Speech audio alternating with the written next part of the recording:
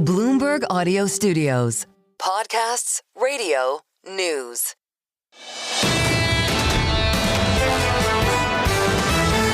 This is the Bloomberg Surveillance Podcast. Catch us live weekdays at 7 a.m. Eastern on Apple CarPlay or Android Auto with the Bloomberg Business app.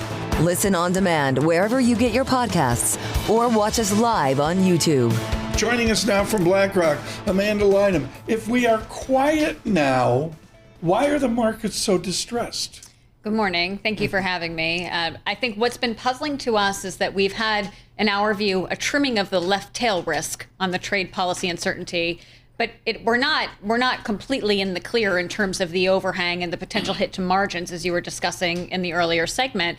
Credit spreads are wider, but they're not reflecting a sharp downturn in growth. As for the yield backdrop, our colleagues in the Blackrock Investment Institute, I know you had weigh on earlier this week, we're expecting a steepening of yield curves and a rebuild of term premium in the long end. I think that's what that march higher in interest rates is reflecting. For mere mortals like me who never look at this stuff, where do you glean the most information? Is it in high yield dynamics? Is it in short-term SOFR fancy full fit? Sure. Where does Amanda Lynam turn to learn what fixed income says? I think the short-term funding repo markets are definitely important in times like this. We're staying in very close contact. They are.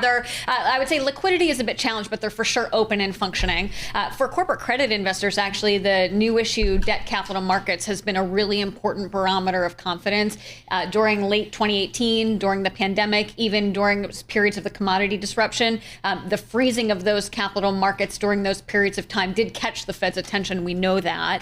Right now, they're open and functioning, just at a higher cost. We're watching that very closely. The other thing at a more macro level is this feedback loop, this really important feedback loop, we would argue, between corporate margins, the layoff rate, which is still low, consumer spending, and overall economic activity. If pressures on margins are enough for corporates to flex that layoff tool more aggressively, we think that could really cause some concern in the broader economic backdrop. How do you guys feel about credit quality out there in the marketplace? It's an interesting question, Paul. In times like this, the reflexes often just move up in quality, so to speak. We're actually pushing against that a bit. We're actually fine moving down in quality within the investment grade universe because on net, those companies are very well positioned fundamentally heading into this. So we're fine moving into that triple B part of the capital structure. And then even into the high end of high yield. Actually, in recent years, especially since the pandemic, the fundamentals of the high end of high yield look very similar to the low end of investment grade. There's a lot more fluidity between that market in terms of issuers. So we're actually fine reaching down in there. That picking up of additional spread is going to be really important given the volatility in the treasury market to kind of cushion those total returns. Amanda Lynam with us, head of macro credit at Blackrock this morning. A lot of good conversations. BlackRock's pretty big, aren't they? Pardon? BlackRock's pretty big, aren't they? They're large. Okay. They're on the edge of ginormous. Okay. You know, it depends if Jeff Rosenberg's having a good day. The most important quote I've seen here, and I put it out on Twitter this morning, this is from the Governor Waller, A Tale of Two Outlooks, a speech. This is Waller, folks. In terms of output growth, with large tariff increases, I would expect the U.S. economy to slow significantly later this year, and this slower pace to continue into next year. What will our listeners and viewers' debt instruments do? Right. So that's not priced in to credit spreads, to the earlier point. There is some room for credit spreads to widen. Now, the magnitude of that growth downturn, we would argue, has yet to be determined. If you assume, like our colleagues in BII do, an average effective tariff rate of 20%, using the economic rule of thumb, that's around a 200 basis point hit to growth and a 200 basis point upward pressure on inflation. The one thing that I thought was really important from both Chair Powell and Beth Hammack's comments yesterday is that it seems that Fed officials are acknowledging that the dual mandate could come into tension later this year as unemployment increases and inflation potentially increases. That's the most important part of, I think, the commentary that I gleaned yesterday. And what that means is that it's not a given that the Fed will cut preemptively if we see signs of a growth downturn. Private credit, I mean, you got to take responsibility for private credit. You're in that fixed income space. What is private credit? I mean, she's a BlackRock. I mean, they rule the world. Private credit, are we going to see some stress there, do you think? So I think just like liquid credit, private credit is subject to the business cycle and a deterioration in growth. We are expecting an uptick I would say in liquid credit and private credit, in covenant amendments, defaults, that sort of thing. The one interesting point, though, is that in times of liquid credit market volatility, private credit has usually stepped in as a financing source for a wide range of companies when the syndicated markets don't function as they should, not because of actual fundamentals, but more so technicals, which are a broader conversation. There's no gray hair. Excuse me. The blue button, the Detroit Lions blue button. There's no gray hair in the room. I remember that in every single crisis, the Wall Street angst is a surprise. These newfangled private credit, private equity things, do they have an internal leverage in them that makes them the next surprise? The amplifying channels that were present during the financial crisis, when I was actually covering the insurance sector, they're not really there, Tom. And I think one of the maybe understated points on private credit, this is long-term capital that is locked up and is not really subject to run risk, for example, like bank deposits, right? So you're at matching long-term capital with long-term investments. That is going to be a stabilizing factor. Now, we should not be Pollyannish, though, but a credit cycle or an economic downturn will cause losses. But can we, bridging the gap, is that a systemic risk? I think is a bridge too far. Fed Chairman Jay Powell, he's in the news today, probably not for the reasons he wants to be. Right. What do you expect this Fed to do over the next coming months? Is there any role they play here to, I don't know, calm the markets, to provide, I don't know, maybe greater liquidity? Sure. So as it relates to monetary policy, we're not expecting them to be preemptive. So we view a rate cut in the first half of this year as unlikely, barring a really sharp downturn in the labor market. So, payroll gains 50,000 or less in a couple months. I think they have calmed the market. When the 30-year hit 5%, we started to hear from Susan Collins and others that they were kind of watching conditions in the funding markets and ready to step in to deploy their very robust toolkit that is left over from the pandemic and the financial crisis. So I do think they're kind of waiting in the wings if market dislocation gets there. But volatility is different than a lack of functioning, and it seems that we're not there. We're not there at the moment. One final question, and it's just as simple as this: everybody's going to go in flat over a long weekend. I mean, I get that, but the basic idea here is who's selling, making prices go lower in bonds. Is it foreigners selling? Or is it domestic selling? Sure. What does Blackrock say? Sure. So foreigners own around 25% of the corporate bond market. So it's not just foreign holdings of treasuries or foreign holdings of equities. Actually, they're a meaningful participant. I do think that if you think about, actually, European credit spreads have outperformed U.S. credit spreads significantly over the past few weeks. And so I think while the U.S. had been a destination for capital for a lot of these foreign investors, that may on the margin retreat a bit. That being said, the U.S. corporate bond markets are still the most liquid, deepest, broadest market. So there's not a ton of substitution available in other markets outside the U.S. Did I do that okay so you're not in trouble with Chris Meade? I think that's great. I think you did perfect, yes. Your badge will work today? I think so, yeah. Amanda Lynam, thank you so much at Blackrock here. You're listening to the Bloomberg Surveillance Podcast. Catch us live weekday afternoons from 7 to 10 a.m. Eastern. Listen on Apple CarPlay and Android Auto with the Bloomberg Business app. Or watch us live on YouTube. Anastasia Amoroso joins us right now. Just absolutely outstanding of having the courage in this crisis, that crisis, to stay in the market. Chief Investment Strategist at iCapital. Anastasia, let's get right to it now. Do you maintain a bull market call?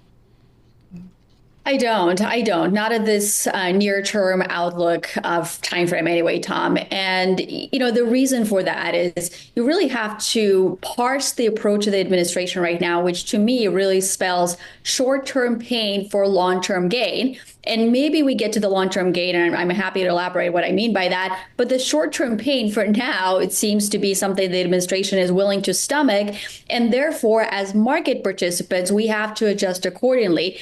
And the short-term pain, Tom, that I'm talking about is the fact that either the consumer wallets will have to absorb what is this round of tariffs, or corporations will have to absorb it. And there's a cost that's associated with moving your supply chain and really rejiggering the way you've done business for the last number of years. So the second quarter that we're in right now, to me, is about this process of adjustment. And yes, the analysts have been cutting earnings. Yes, the S&P 500 is down 14% from the 52-week highs, but I still think this negative revision cycle for now is still with us. So near term, I am cautious and defensive in a portfolio. Anastasia, I'm just looking at the earnings for the S&P 500 on the Bloomberg terminal, and just a few weeks ago they were 12% roughly. Now it's kind of 8-9% growth in calendar year 25. Where do you think earnings growth really shakes out for this year?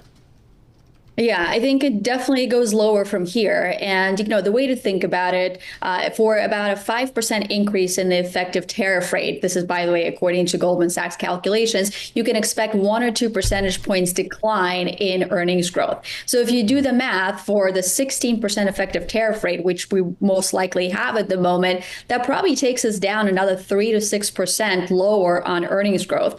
So the S&P 500 estimates are down about 3.5%, as you mentioned, and I do think there's 3 to 6% lower to go. So we might end up with roughly flat or maybe plus 2% earnings growth for the year. So the good news with that, though, is that the markets move ahead of that. And the fact the S&P is down that 14% from the 52-week highs, it does suggest the market is already prepared for this cycle of downwards revisions. But historically, when you look at investment periods like this, it is not a great backdrop for risk assets when you have a cyclical slowdown and negative earnings revisions. What happens if the tariff crisis is a lesser crisis? If somehow the magnitude pulls back, the president capitulates, whatever. What will happen to people's 401k if that happens? Right. Well, I guess we saw the preview of that, Tom, last Wednesday when tariffs were reversed. And this is why it is a precarious time for investors. And the way that I do position this right now is, yes, you have to hunker down and prepare for the short-term pain in your existing portfolios. And at the same time, you have to think of this time, if you're a long-term investor, as a moment of opportunity for a long-term investor. So I would really sort of decouple. If you have an existing portfolio, you stay defensive, you lean into staples, you lean into utilities, you lean into private credit where you can get paid. But if you do have cash on the sidelines that you've been waiting to deploy, if you can take a 12-month plus time horizon, there we go. I think that's it. Excellent. That's the Anastasia we know. You can't be bearish for too long, Tom, because obviously history is on our side. Right. Most of our guests have a 12-minute horizon. It's good to have Anastasia out of 12 months. We're going to continue with Anastasia Amoroso here of iCap in the time of crisis. We make jokes about it, folks, but I really have to say, boy, there's a lot of tension out there. Sure, absolutely. People just exhausted. That unknown thing, yeah. Our job is to keep it light, but this is serious stuff. It's great to have someone on like Anastasia. Put the bat down with the market opening. Lisa Mateo. I can't help it. Good morning, guys. Well, shares have been mixed before the bell. Slump in health insurance really weighing on sentiment. Right now, the markets are open, so let's get to the feeling this morning. S&P 500 up 0.3%, 20 points, 5,296. We have the Dow down 1%, 482 points, 39,188. And the NASDAQ, that's up about 0.5%, 92 points, 16,398. The 2-year yield at 3.77%. That's little change. The yield on the 10-year, 4.29%, and that's up about 2 basis points. We have the Bloomberg Dollar Spot Index is little changed right now. And checking in with a few stocks that were really moving before the bell. Now at the open, we have United Health down 17%, Hertz up 27%, and Eli Lilly up 13%. That is your Bloomberg opening bell report. Paul and Tom. Do you think people are making money with that, or is it just about a lot of losses? Yeah, I think, across the board, we're seeing, the median stock down much more than the overall index. Anastasia Amoroso with us with iCap. Anastasia, you were so great in a bull market, and the theme was buy America, buy free cash flow, buy the Mag 5, the Mag 6, the Mag 8, whatever. Is that still in place? Can you own Apple this morning? Well, I think some of it is still in place, Tom. And, coming into the year, we did worry about the Mag 7 stocks. We did worry about semiconductors. And some of it was because of the big tech regulation. Some of it was because of this raft of tariffs and export controls that we expected. So for the time being, the first place I would step into would not be the Mag 7 stocks. And semiconductors, for example, will likely be challenged if you have this cyclical slowdown in the global economy. They just get caught up in export controls and the overall slowdown. So I don't necessarily think that part of it right now is the first place to be. They're not immune from U.S. economic slowdown either. But I do think that, as I mentioned before, you want to align yourself with the direction of policy right now. And the direction of policy is focus on domestic companies who are sourcing their cost of goods sold here in the United States, and they're mostly selling to the U.S. consumers. So that's why sectors like utilities and real estate and consumer staples, for example, have outperformed. And by the way, also financials have held up as well. So that's why I would focus there right now. But I will say, Tom, that if this administration succeeds longer term, and if this results in deals that brings production to the United States, if this results in a new world order where actually tariffs and non-tariff barriers do drop, then maybe we do have this onshoring investment boom. And so you have to allow for the possibility, especially given the tax policy in the U.S., which is so favorable. She can't be negative. I mean, she's Anastasia Amoroso, thank you so much with iCapital. Greatly, greatly appreciated. This is the Bloomberg Surveillance Podcast. Listen live each weekday starting at 7 a.m. Eastern on Apple CarPlay and Android Auto with the Bloomberg Business app. You can also listen live on Amazon Alexa from our flagship New York station. Just say, Alexa, play Bloomberg 1130. This is a really important conversation. I did a chart years and years ago on the Bloomberg, which was the decline of manufacturing employment in America. And there's ebbs and flows to it. But if you run it on a log axis, frankly, folks, it's a really smooth, just technological-driven decline in employment is the population of manufacturing in America. Jay Timmons is the CEO of the Group for Manufacturers, the National Association for Manufacturers. As we mentioned, he's out of the Ohio State. He's done a lot of work for various political types of North Carolina and is driving the voice of manufacturers. What's the number one thing, Jay, the president gets wrong about manufacturing in America? All the stereotypes that are out there, what's President Trump most get wrong? I think that what a lot of Americans get wrong is that manufacturing is a very modern, technology-driven operation, and it is not the manufacturing that you might think about from your father or grandfather's days. This is something that has a different type of skill set that's required, and so manufacturers right now are investing a lot in training that next generation of the manufacturing workforce. I saw a chart yesterday that showed the complete lock-in as philosophy, folks, of individualistic America, the complete failure of America to retrain the workforce after the last 40 years. Lighthizer, among others, has been great on this. How in God's name do we start acting like Europe and actually retrain manufacturing types put out of work? So let's not act like Europe completely when it comes to manufacturing, but I agree with you that they have some really good apprenticeship programs, and we're pretty proud of our apprenticeship work that we do at the National Association of Manufacturers through the formerly known as the Toyota FAME program. So we were spreading that across the country. I think what we really need to focus on, though, if we truly want to grow manufacturing investment here in the United States, we've got to make things less expensive here in this country. So by that, I mean our tax policy. 2017, those tax reforms, they were, as President Trump said, rocket fuel for manufacturing investment, hiring, wage growth in our industry. Those things are expiring, and we need to get those renewed. And so we're waiting for Congress to do that. The regulatory burden is another big cost driver, about $50,000 per employee per year in compliance costs for manufacturers. Should we do credits like LBJ a million years ago? Just do direct credits to manufacturing? I think, I think tax policy is actually, that would help drive that investment, right? So if you have lower tax rates and you're able to compete against the rest of the world, that's really where I think we want to settle. What types of manufacturing jobs do we really want to bring back to the U.S.? Do we want to bring textile mills back to the U.S.? What do we want to bring back? So I do think that the narrative that the manufacturing workforce is in decline is actually a false narrative. We're right now at about approaching 14 million manufacturing employees. That's been pretty stable for the last decade. Stable in the last 6, 7, 8 years. I'll give you that. Yeah, but we want to grow it, right? We want to grow that here. And so those jobs, and I appreciate the question, those jobs are really very, very different than in the past. So highly highly technical jobs. So we want people to be trained with a very different set of skills than perhaps even 5-10 years ago, right?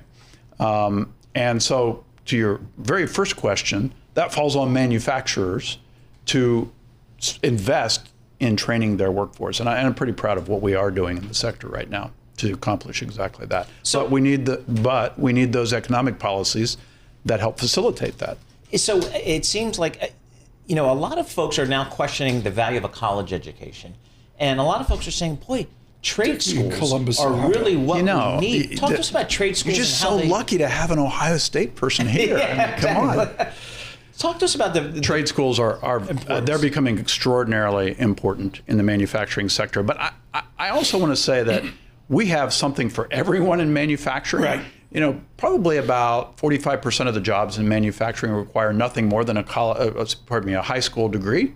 But there are positions that require a 4-year degree or technical training, even advanced degrees, all across the board. I want to go to the Paul's motion, and I'm going to double barrel it here. The Financial Times, I'm sorry I can't cite the author, it was one of their great newsletters, had that wonderful survey 3-4 days ago. Everybody wants to bring J. Timmons' world back to America. More manufacturing jobs, but a huge body of Americans don't want to work in manufacturing. There's a poll, spoke volumes. But the videos that have gone viral, which is fat people like me sitting in a machine doing mundane factory work, that's the stereotype Paul was just talking about. I mean, the fear is you got some 400, 600, 800 people outside Hong Kong doing make work. Do we want to bring those jobs back here? So I want to grow the types of jobs we have here in this country. And I know it sounds kind of trite to say, but I love opening up the doors to manufacturing facilities for young people. My daughter, Ellie, is traveling with me this week. It's her spring break. And we've been able to go into a couple of plant floors. And I think her eyes were opened about the possibilities in manufacturing. Those jobs are pretty exciting. They change constantly. And they provide really a lifelong and Did President Biden advance that with all his legislation? I think that the CHIPS and Science Act was very important for this country. I think that the investments that we made in infrastructure were very important for this country. And in the IRA bill that was passed, there were some policy provisions that we thought were very important as well. So, look, I mean, manufacturing changes. And I'm not going to sit here and say that manufacturing is a Republican industry or a Democratic industry. It's an American industry. And when manufacturing succeeds... You've been in the trenches of the Capitol. I mean, what you just said, is that apt that Republicans and Democrats are on the same page? I think every single person I talk to, I don't care if they're Republican or Democrat, they want to see manufacturing succeed. Now, having said that... Even people that went to the University of Michigan? That's still out for debate. But listen, I understand that there are different philosophies on how to accomplish that. But I can tell you from when I talk to manufacturing leaders, what they say is reduce the cost of doing business here in the United States and we will flourish.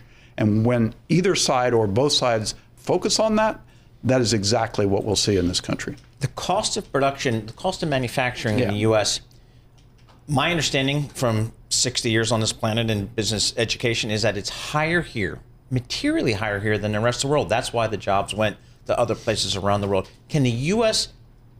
compete on a cost basis, manufacturing-wise, do you think? Yes, and they how can. do we do that? And listen, some people will say, oh, well, the cost of labor. You know what? Don't give me that. I want to pay our people more. I want our people in this country to be paid more. If we're going to do that, that means that we've got a lower cost that we actually have control over. And I sound like a broken record, but I'm going to go back to tax reform. 2017, those reforms were rocket fuel. And now we have members of Congress saying, well, maybe we don't have to do quite as much as we did before. Maybe we can raise taxes on small businesses. No, that's not going to work. That's just not going to work. What type of jobs, what types of manufacturing would you like to see in the U.S. that maybe we're not doing right now? Actually, we're doing almost everything. I just want to do more. Like, can we make an iPhone here versus we haven't, Foxconn in China? I believe that those are the types of jobs that you'll see coming here with the right policies, How do you respond Technology, production. Yep. In the last couple of days, they've reduxed the Trump Arnault visit to Texas to try to make handbags for Louis Vuitton, whatever, leather projects as well. How do you respond to the stereotype Americans can't do the fine work that we get out of Asian manufacturing and employment? I'll give you one example. Gretsch, now owned by Fender, makes White Falcon guitars in Japan. They're exquisite. Nothing was ever made like that out of Michigan years ago. How do you respond to the fact Americans can't do the fine manufacturing work of Asia? Well, maybe we should do that in Ohio. But it's a big part of Ohio, right? No, I'm just, listen, I think Americans can rise to the challenge of literally anything in the terms of manufacturing. But I do have to say this. We can't do everything here in the United States, much as we would like to, but we can do a whole lot more. Right now, we have 500,000 open jobs in manufacturing. Right. And to your point, are people really inspired to go into manufacturing? That is the job of our Manufacturing Institute, to make sure young people see. Pay is the solution there, right? Well, pay is the highest in any sector of the economy. Okay. Right? The average pay. I must ask, how do you respond to job loss in Windsor, Ontario, and job loss in Michigan in manufacturing auto? I mean, this is nuts. Some of that is going south, right? Where there are lower costs of doing business. And some of that is demand, and some of that is additional potential costs, like tariff policy, that could have a negative impact on our ability to be productive here in this country, to lower the cost of production. We're hearing, the whole discussion of tariffs are creating a lot of uncertainty in the marketplace. Are you hearing that from the manufacturers you talk to? Every single day. Yep. Look. So are they pulling back on capital investments? I think that they're very, to be very blunt about it, I think manufacturers are very concerned. They want to see progress. The president has given himself 90 days. I don't know what that's down to now, about 80 probably left, to negotiate deals from around the world. And we are very hopeful that we're going to see some policies that are zero for zero tariffs. I understand the Italian prime minister is proposing exactly that right now for the EU.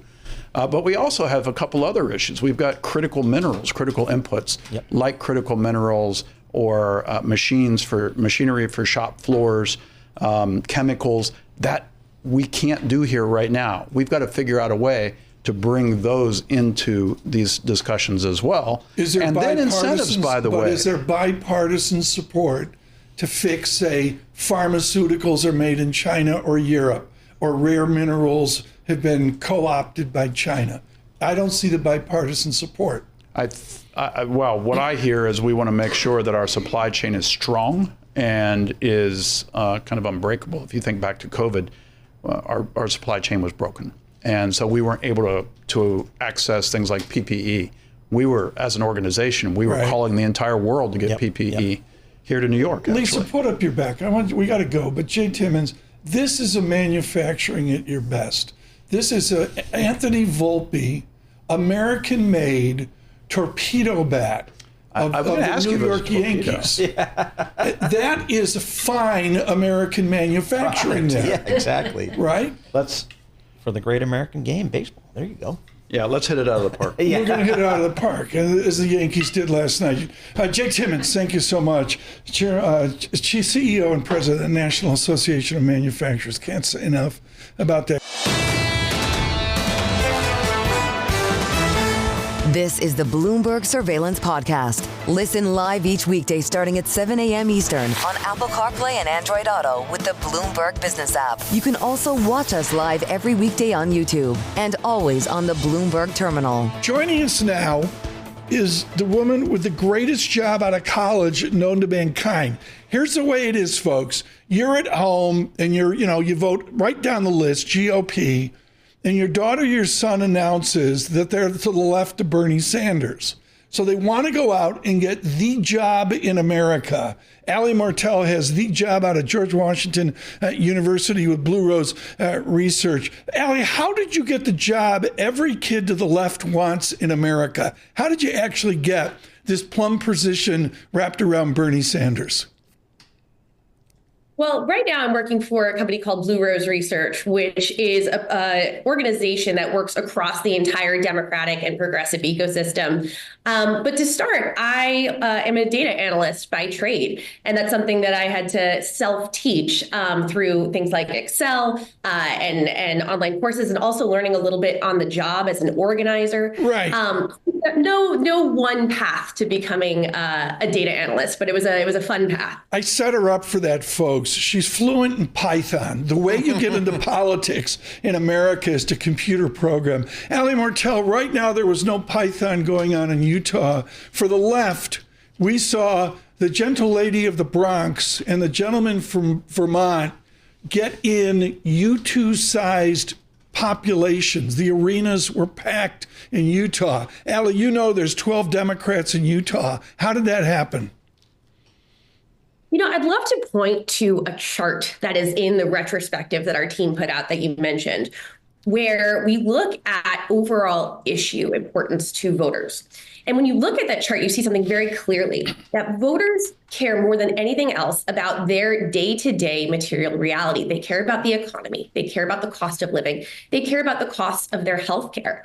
And so that's something that we find, not only do voters really care about it, but they're actually generally aligned with overall the Democratic Party on a number of economic focused issues. Yeah. Voters agree with us that we need to curtail corporate price gouging, that we need to make sure that the ultra wealthy are paying their fair share. So we have some really persuasive messaging on this subject matter.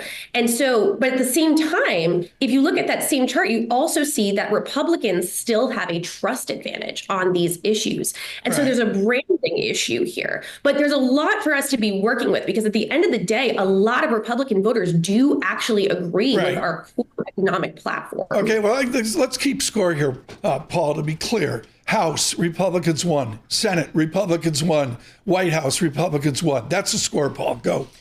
Ali, talk to us about the Democratic Party today. Where is it? Since Election Day, we have heard nothing from the Democratic Party. President Trump has taken all the oxygen out of the room very successfully. Where's the Democratic Party today? Hey, election night was obviously tough for the Democratic Party at large. There were a number of victories down ballot that are obviously getting overshadowed by what happened at the top of the ticket. But it could have been a blowout red wave that night, and it wasn't. There were a lot of victories in the House, the Senate, the state legislature, ballot initiatives. But obviously what happened at the top of the ticket was devastating, and it still wasn't enough. The trends that we're looking at, one of the things that makes it tough to reflect on is that there were a number of losses across the board with a number of different demographics. Trump had already been making inroads with non-white voters for some time.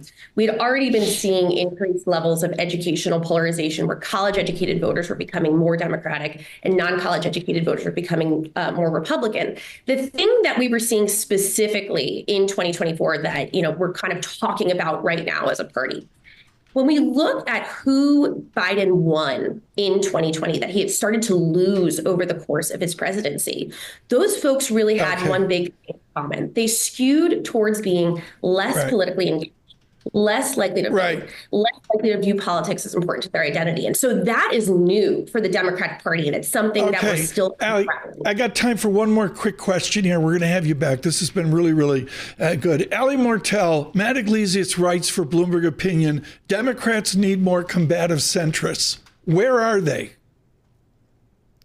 Right now, it is fair to say that voters are looking for somebody to step up and push back on some of the things that Trump is saying that he's going to be doing or doing that is going to hurt their day-to-day lives. There are some potential real vulnerabilities from some of the policies that the Trump administration is getting behind.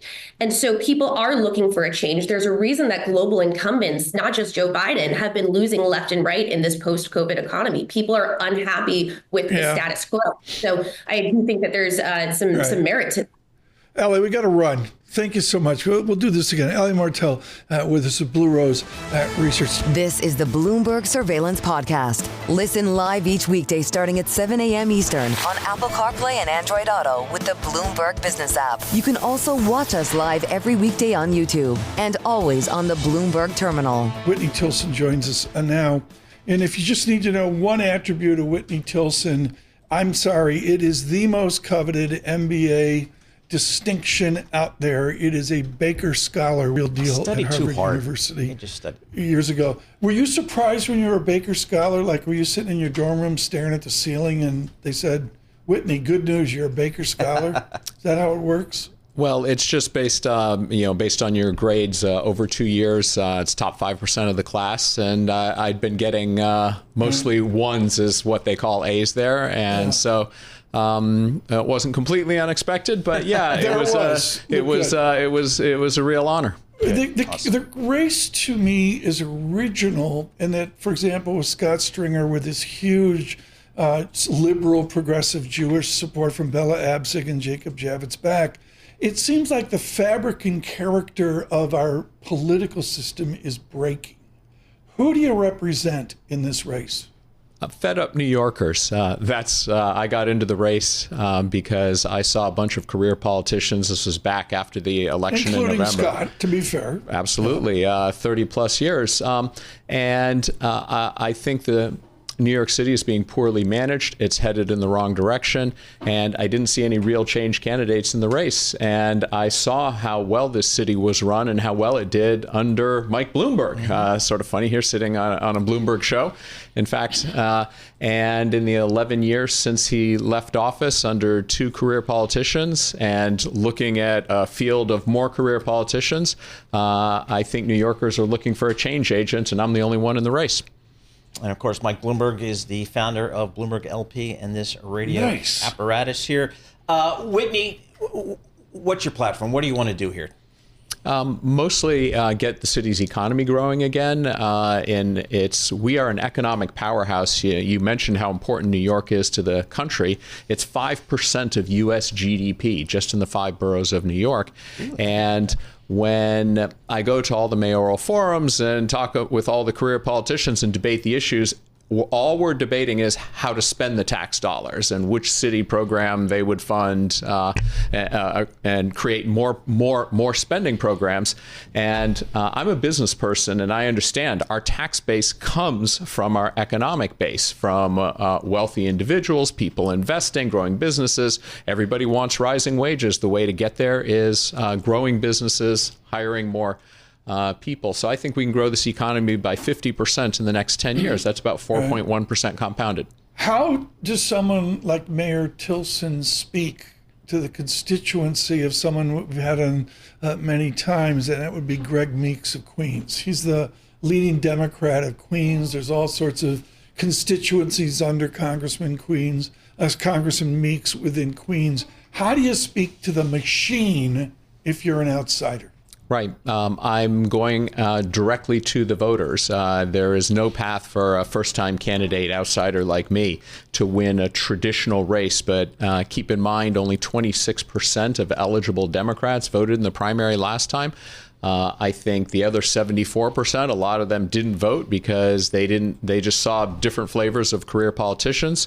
So I've got to go around the machine directly to the voters with a message of change. And if you look at voters, 75% of New York City voters think the city's headed in the wrong direction and clearly want change. And so I've got to position myself as the change candidate and go directly to them. You see a need to change the tax situation in the city of New York?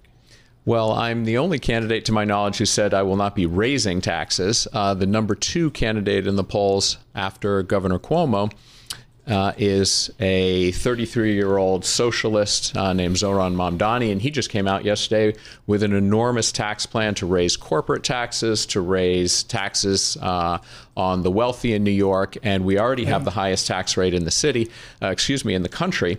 And I think the traditional tax and spend far left plan would be devastating and cause further flight of our wealthiest citizens who pay the bulk of our taxes, as well as our business base. What investment can we grow?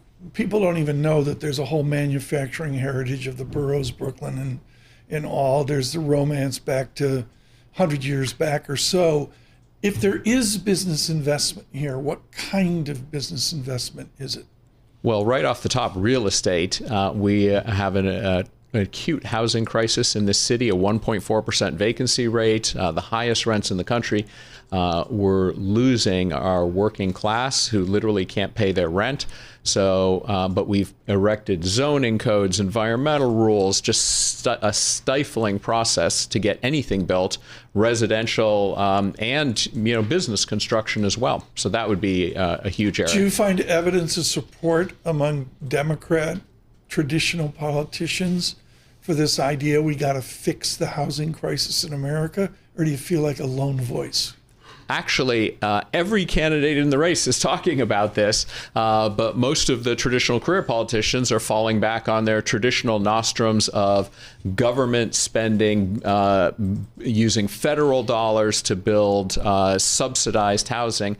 And they generally speak disparagingly about those evil landlords exploiting tenants and evicting them and so forth. And my view is the opposite. With federal government cuts likely on the way, we're going to have to tighten our belts. And the only big pool of money to do this kind of investment's got to come from the private sector. And we need to make New York an attractive place to invest. So I'm a kid. I'm over in Switzerland. It's 4 Swiss francs to $1. Swiss francs appreciated a little bit. And I'm sitting over there across the valley, Val d'Oraa, and I can see Whitney Tilson climbing the Matterhorn. I can see him in the binoculars, just like the Disney movie that we all grew up with. What's it like, not in the Disney movie, but Whitney Tilson, what's it actually like to climb the Matterhorn? It was magnificent. I've climbed the Mont Blanc, the Matterhorn, the Eiger, and then here in the United States, really one of the iconic climbs of all time was the nose of El Capitan, which was featured in the movie Free Solo. But I did it with ropes and a guide.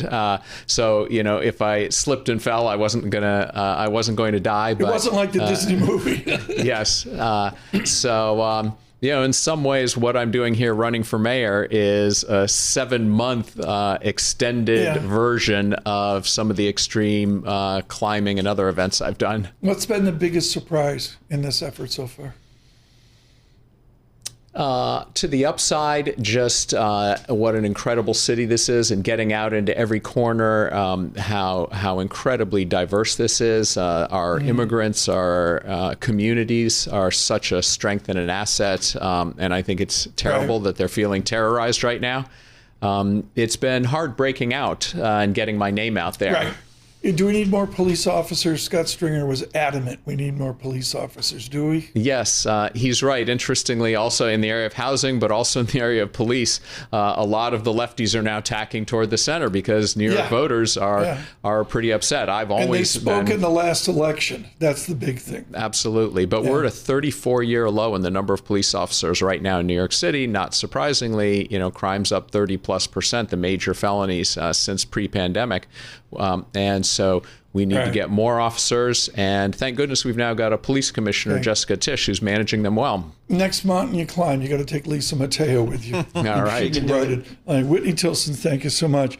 In the mayoral race, we'll have many other mayoral candidates in with us here in the coming weeks. This is the Bloomberg Surveillance Podcast. Listen live each weekday starting at 7 a.m. Eastern on Apple CarPlay and Android Auto with the Bloomberg Business app. You can also watch us live every weekday on YouTube and always on the Bloomberg Terminal.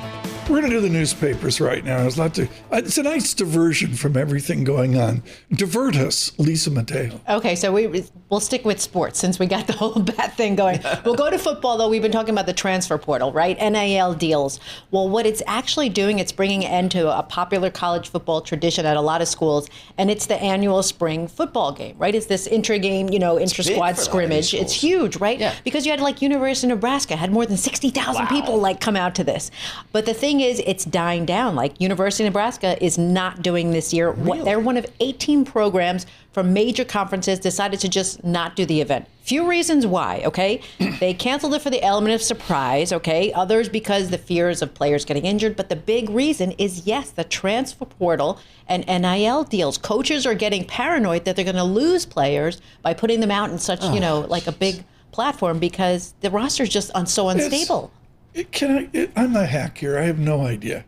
It's become pro sports, period. Totally. And every all the coaches are saying it now. So I think, just what I listened to some of the experts here, you have to have some type of regulation, some kind of oversight here. I was meeting with Coach K last week down in Duke. I said, Coach, why don't you become the commissioner of college athletics? You fix it. And he said, no. I'm I didn't want any part of that. I'm taking care of my grandkids. But let me ask a dumb question. Who's the giant for Duke? Cooper? Cooper Flag. Yeah. Does he get a degree? No, he's not even on campus anymore, probably. Why are we Although he had like a 4.0 GPA. Of course. He was an incredible kid. But no, he's going Who's going to give him a B? Yeah, exactly. Next. But it just goes to show you the impact that it's having, Okay, so Tom, I know you love space, so I found this story, okay? Is there life beyond Earth? It could be possible. This was in the New York Times, okay? Scientists have been looking for it, Mars, Venus, but now researchers are offering what it says the strongest indication of extraterrestrial life, okay? It's not in our solar system, but it's a massive planet. It's known as K2-18b. It orbits like a star 120 light years from Earth. Not sure how Star Trek. long it is, but it's far, okay? But what they're saying is that they did an analysis of the atmosphere, and it shows that this molecule that on Earth has only one known living source, like living organisms, marine algae. So what they say is that if there, ever is extraterrestrial life, it's going to take a long time to come, but it could be proof that, it's covered with like a warm ocean. 142 light years? All they got to do is go in Afterthoughts bathroom and look at some of the makeup that's 5 years old. Sephora from 5 years ago. That old. That's signs of new life. But you never know. We may not be alone out there. So watch Contact, Jodie Foster's wonderful movie. Yep, great movie. So I got a problem with this next story. Oh, you do? Really? Okay, you're not a fan of this. You get to see the stories in advance? I do. I know a guy. He's got the inside info. So Costco has their Kirkland signature brand, but it's bringing customers to the beer aisle. Okay, so they had the wines, the spirits did well, the beer never really did well. But now this new beer, it's their signature Hell-style lager. It's a Costco-only release from Deschutes Brewery in Bend, Oregon. It's a 12-pack priced at $13.99. Wow. You can't beat that. So Costco Kirkland beer. Yes, Costco Kirkland beer. So it's made at this particular brewery. But why they're saying it's a win-win is because the way they go about it. So Costco partners with them to eliminate the sales and marketing expense for the brewery. Okay. So the brewery gets this expansive shelf commercial. She knows what's going on. But it's cheaper for the consumer that way too, and that's how they can order it for under $14. This is the Bloomberg Surveillance Podcast, available on Apple, Spotify, and anywhere else you get your podcasts. Listen live each weekday, 7 to 10 a.m. Eastern on Bloomberg.com, the iHeartRadio app, TuneIn, and the Bloomberg Business app. You can also watch us live every weekday on YouTube and always on the Bloomberg Terminal.